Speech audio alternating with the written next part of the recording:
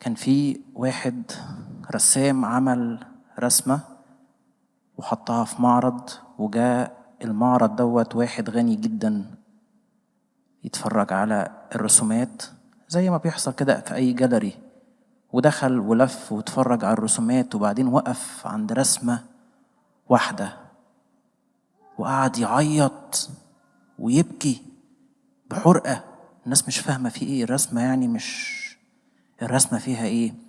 الرسمة فيها منظر بيت فقير، في أم وحيدة من غير زوج ومعاها 3 أطفال، وراجل قاسي ماسك صوت ويضربهم وعايز يطردهم من البيت.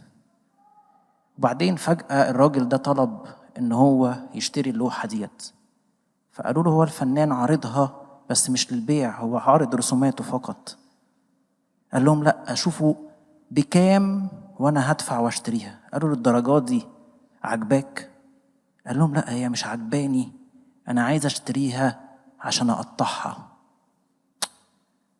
قال لهم أصل الراجل القاسي اللي في الصورة ده هو أنا، واسم الفنان اللي راسم تحت الصورة هو أحد الأطفال اللي موجودين في الصورة اللي كانوا في البيت اللي أنا عملت فيهم كده.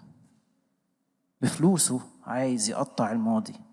هل إحنا عندنا قدرة حاليا إن إحنا نقطع اللي فات، ما نتحاسبش عليه فترة وتعدي من عمرنا ونكون عدت؟ الكنيسة مديانا دوت، رب المجد يسوع مدهونا في سر التوبة والاعتراف، بس ده سر لازم يمارس صح، والكنيسة تذكره وترتب كلماته: سر التوبة وبعدين الاعتراف.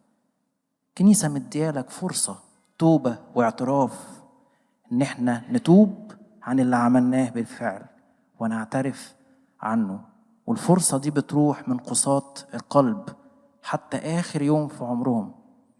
فضلوا قاسيين للآخر وضيعوا الفرصة منهم.